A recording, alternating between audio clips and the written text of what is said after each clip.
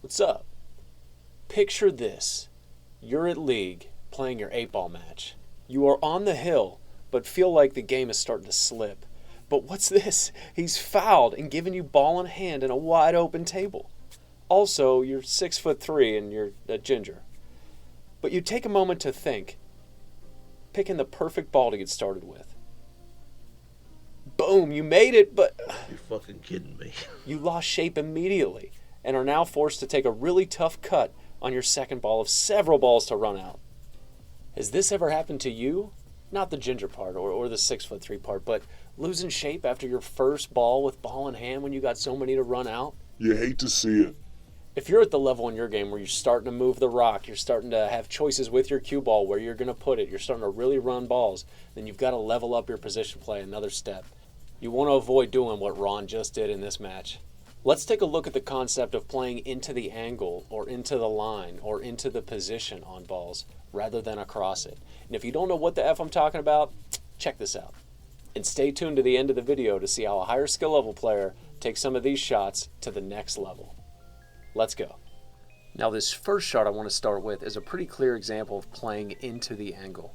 Ron the Rubio is shooting the 6, and he's just going to hit this with center ball and bring the white towards the center of the table, towards the 1 ball, and towards the 7 ball. Let's take a look at what position looks like for these balls, as well as what the potting angle looks like. Now, like I said, the rooster here is going to hit the ball with center ball, and notice how the angle plays right towards the 7, playing right into the angle of it. Playing into the angle like this rather than across it makes Ron's margin of error incredibly wide. Now check out this next shot where coming across the angle can be a total trap.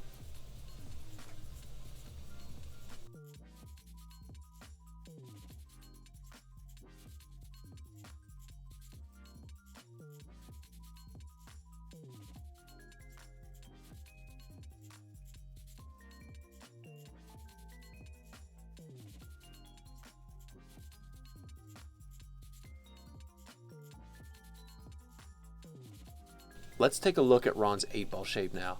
He has landed in a great position on his last solid to have a couple different options, and luckily this 8-ball goes into almost every pocket on the table. Ideally, he should be looking at these 2 pockets here. Notice how I've identified a larger area for optimal position if he is shaping it into the side.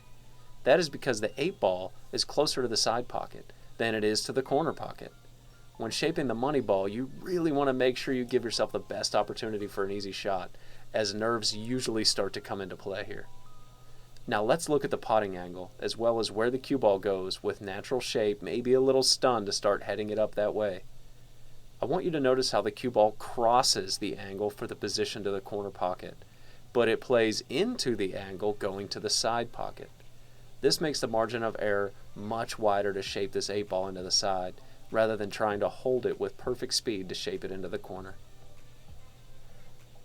You might say, what if I manipulate the tangent line to keep the cue ball down on this side of the table and try to land in a wider zone to play the 8 in the corner still? Notice how the cue ball still, inevitably, has to cross the angle, making you rely on playing a better shot. And if you shoot pull as poorly as I do in these pivotal moments, you really want to rely on shots with the largest margins of error. Let's see how Ron, our 5-speed, shoots it now.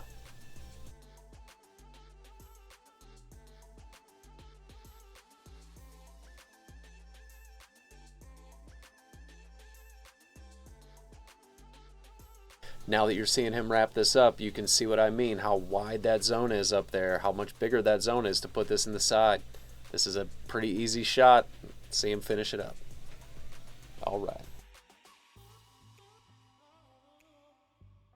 Now we return to our ball in hand shot. I'm not going to critique the shot choice here, as there's about 100 different correct ways to run this out. If you remember his shot choice, you'll remember it looked like this. Notice he's crossing the angle for the 6-ball, leaving his margin of error quite small. Not only that, he is using only stun or draw to control the white ball. Now most people will tell you it is much easier to land in a target zone with a rolling cue ball rather than trying to control it with a stroke with like a stun or a draw. But controlling stun or draw is a totally separate video here. What would it look like if he instead found a way to roll into the angle for the 6? using follow or hitting the top of the cue ball, he would have rolled forward, used the rail, and rolled into the angle for the 6. Look how much wider his margin of error would have been. But unfortunately he didn't. And he didn't make his wild cut either. Want to see if he even survived this match? I'll drop the link below to the full thing. You'll want to check it out. It's a good match. Now for the bonus shot. Have you ever played someone supposedly a lot better than you, and every time they're at the table they're running out, and every shot they're taking looks so easy? Like, if all of my shots look that easy, then I'd be running out too, player. Come on.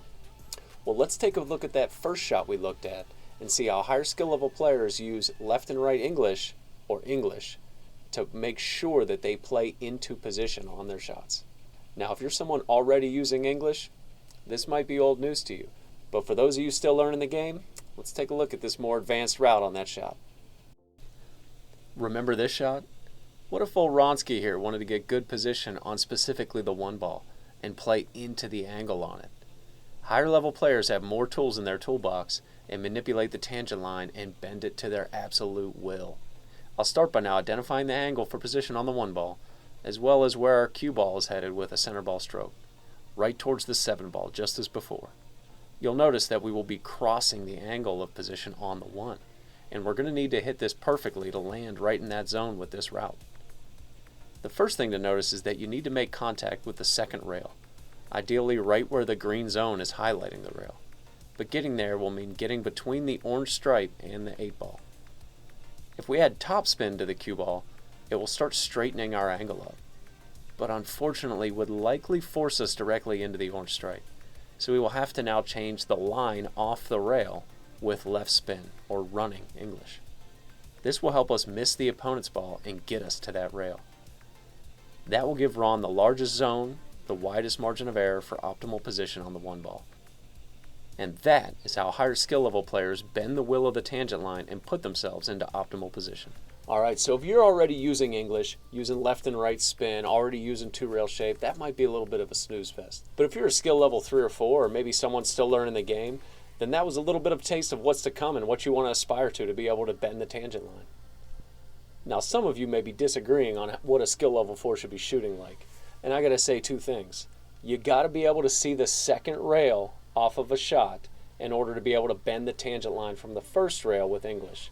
And 2, you gotta be consistent enough to put the cue ball on that same line every time with your stroke. But if you disagree, I'd love to hear your take on the elusive APA 4 down below in the comments. Alright, that'll wrap it up for this one, gang. Next time you're at the table staring at it, trying to figure out the run out, try playing into the position or into the angle rather than across it when you're looking at the layout. I guarantee you'll be more happy with your shape. At least happier than this guy. Till next time, guys. Keep shooting.